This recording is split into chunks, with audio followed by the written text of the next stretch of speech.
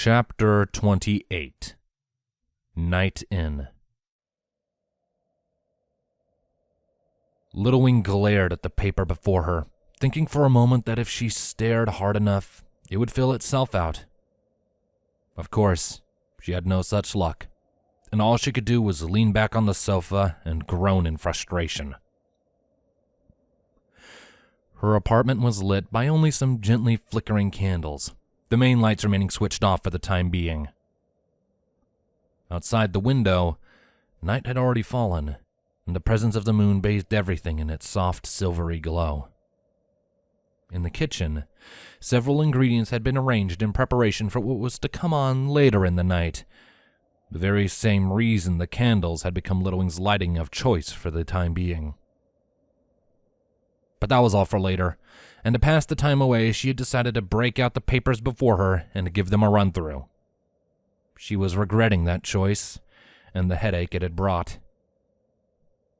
The papers in question were all practice for a written exam all Wonderbolt hopefuls were expected to complete. It was mostly all about details on the organization through the years, its history from its founding to present day. It seemed to be about proving one's dedication to the Wonderbolts and willingness to do whatever was needed to get in. So this meant reading texts and history for many hours in agonizing detail. Sure, some of it was interesting, but after you got several key figures mixed up for the 7th time in a row, well, one might start to get a little frustrated. Still, whether she liked it or not, it was just something that Little Wing was going to have to deal with. The exam was coming up soon after all, and if she failed it, she could kiss her spot in the reserves goodbye. Not gonna fail, not gonna fail, not gonna fail. Little Wing gently reassured herself, sitting up and looking back towards the paper. Okay. Easy Glider was the leader in the 4th Celestial Era, not Fairweather. Little Wing wrote that answer before shifting to another sheet of paper to see if she got the answer correct. When she saw the result, her eye twitched, and Little Wing face-huffed heavily. She gave off yet another groan. No, that was Purple Dart! Easy Glider was the one that came up with all the flight choreography stuff the Bolts still use. She scolded herself. Gah! Why is memorizing stuff so annoying? She discarded the papers to one side, laying down on her back and staring up at the ceiling. Taking a few breaths to calm herself, she then proceeded to close her eyes and rack her brain. She went from the ground up, trying to run 1,000 years of history in her head. Okay, alright. General Firefly split from the EUP to form the Wonderbolts, she began to say to herself, reciting a few more leaders following their founder before reaching back to Purple Dart. Okay, and then Fairweather founded the Academy. Flare Demare did the thing with the uniforms, made them all cool and stuff. Little Wing sighed, opening her eyes and sitting up as she checked over her knowledge from one of the sheets. She was quite relieved to see she had gotten it right. Okay. Going well now. She bit her tongue, entering deep thought once more. Princess Celestia's favorite stunt. Icaranian something. Sun solution? No, Icaranian sun salutation, that was it. Little Wing nodded resolutely, glad to see that she was finally getting somewhere. She still had plenty more to go through. The skull drilling she had to do if she didn't want to forget them again when she got to the exam itself. Wouldn't that just be typical? She picked the papers up, giving them one final look over. As thrilling as the flying and ridiculous laps Rainbow assigned them were, the written part was definitely less thrilling. Altius Volantis indeed, she muttered. Half tempted to get Misty to dye her coat and swap places with me during the test. Words need smart ponies. A knock on her door caught her attention, and Little Wings had immediately turned to look at her apartment's main entrance. Speaking of... Little Wing rid herself of the infuriating papers and arose from her position on the sofa. Stretching her limbs out to banish the stiffness in the muscles, she then trotted over to the front door and had a look through the peephole. Sure enough, the wonderful sight of Misty Gust sat on the other side with an adorably nervous expression on her face. Grinning to herself, Little Wing opened the door up wide and set eyes on her mare friend. Misty Gust managed to brighten on seeing Little Wing, offering her a small smile. Hey, Little Wing. I'm not interrupting anything, am I? You were meant to be coming around, so not really. Little Wing replied in bemusement as Misty Gust made her way inside, Little Wing closing the door behind her. Are you all right? Yeah, fine. Just a little nervous. Little Wing rolled her eyes. You're acting like it's the first time we've hung out. Misty responded simply, looking over to the papers by the sofa. Oh, so I was interrupting something? Nah, just some revision for that test. Little Wing explained. No big deal, really. Unless you want to know about my lack of study skills. Oh, I'm sure it's not that bad, Misty Gust refuted, giving her mare friend an amused glance. Just keep at it and you'll be fine. I know you're tenacious enough, if nothing else. Well, hopefully that's enough. Little Wing replied, trotting up to Misty and giving her a light nuzzle. But enough about that. Ready to get this night started? The candles are quite romantic, Misty noted with a soft smile. Nice touch. Little Wing chuckled sheepishly, a small blush appearing on her features. Well, I do try, on occasion. On occasion, Misty Gust jokingly agreed, walking into the kitchen and looking at what had been gathered there. So, what's on the menu? Little Wing followed her in and began motioning to the various ingredients. It's this weird spicy curry thing, but it sounds interesting. Apparently it's the specialty of some exotic restaurant up in Canterlot. I got the recipe off Rainbow Dash, who got it off Pinkie Pie, who got it off the restaurant owners. Apparently they're friends of hers. Of course, who else would you go to for advice but your sister? She's yet to disappoint. Little Wing defended. Misty Gust hummed. Fair enough. Anyway, shall we get started on all this already? I'm quite famished. You? Famished? How do you ever work up an appetite working in a place as calm as a library? You haven't seen some of the visitors we've had to deal with, Misty Gust said with a roll of her eyes. Some people don't understand the concept of silence, or returning books on time. Still haven't chased down that Daring Do collection? Oh no, we did. Some cult who told his parents he'd return them when he obviously hadn't. How'd you catch him? We keep very specific records. All we had to do was find them and knock on their door, Misty Gust explained.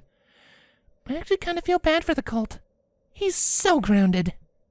Well, maybe next time you won't try to steal. Though it's kind of ironic since Daring Do is all about stealing things.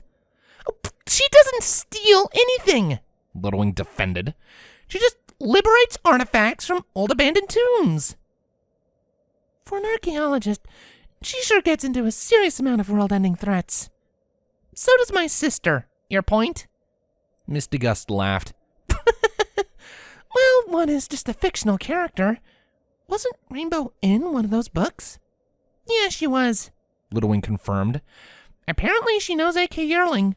She never really got into detail, though.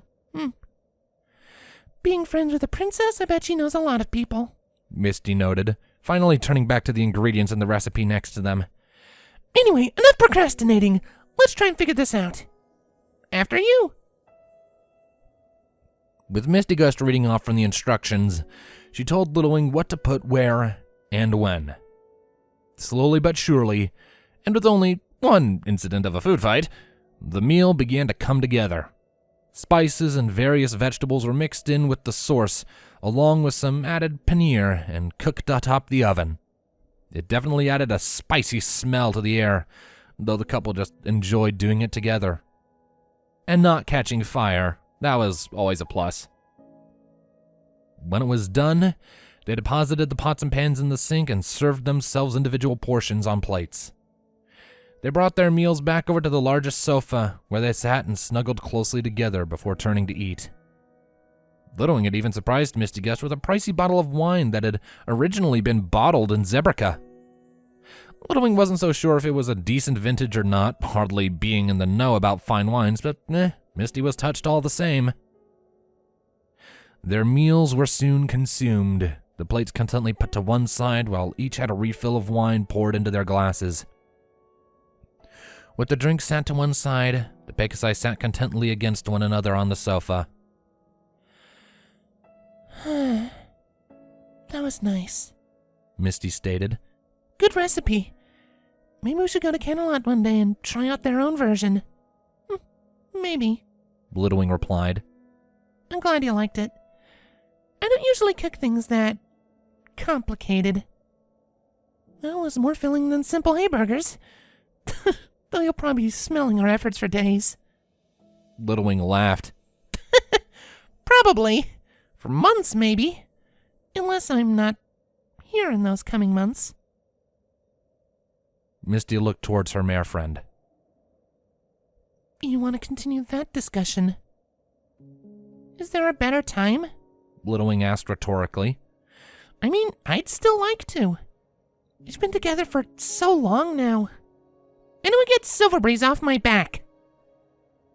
I don't know. I like seeing you blush. Littlewing stuck out her tongue. Yeah, laugh it up.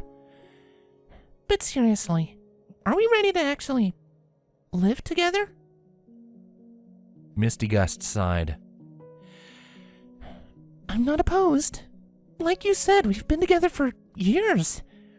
We've been living here going on 3 soon enough. It's just daunting. Would living together be that bad? I never said that, Misty Gust protested. It's just, big. Littlewing sighed. Yeah, I know. But I want to take that step sometime. And have an actual big house like my parents, and we can take things from there. And where do we go from there? Misty Gust asked. I love you, Littlewing, and once we're under the same roof, it's like a whole new step. I'd like to get the whole Wonderbolt thing achieved, that's for sure. Littlewing answered. But after that, one thing at a time. I don't know. Well, whatever the case, we could start looking tomorrow, Misty Gust stated. I'm sure our families would be willing to help in the hunt.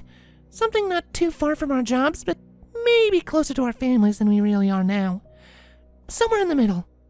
It's not like it would be a long trip if we become my parents' next-door neighbors. Littlewing deadpanned. We can fly, remember? It's all about the convenience, Misty returned.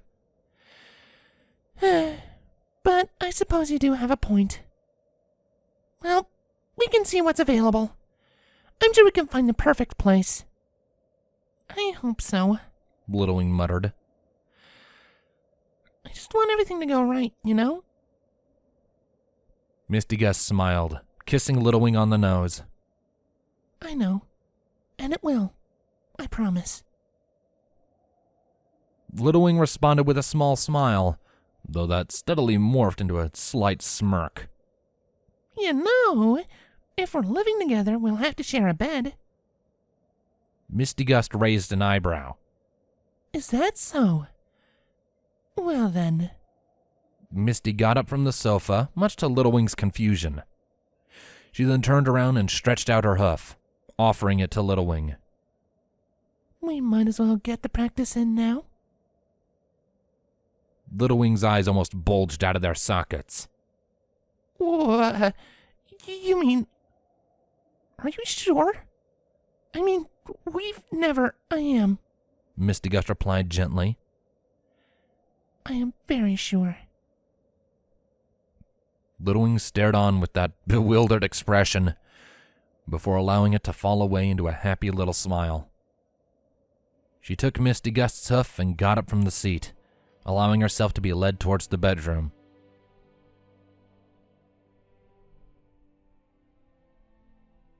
The first rays of Celestia's sun were creeping across Cloudsdale and seeping into one particular apartment directly in the center of the flying city. Inside that apartment, two mares began to stir as the morning came. Both held the other in a loving embrace, awakening from their pleasant dreams.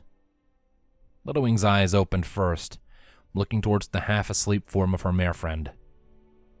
She gave her a small lick on the nose to help rouse her, the gray mare's own eyes fluttering open. Morning. Little Wing happily greeted. Morning. Misty Gust greeted in return. You okay? Never better. Little Wing replied honestly. You? Ditto. Misty Gust stated before giggling. I can't believe we did that. Neither can I. But let's not tell anybody for a while. They'd want all the juicy details. Well, they can keep their noses out. Misty replied with a roll of her eyes, though she remained content in their embrace. You know, I'm looking forward to getting a proper house. So am I. Especially with you. The two lovers remained in their cuddle for a while longer, but as the sun continued to rise, so did they eventually have to. They had house hunting to do, and a shared life to live.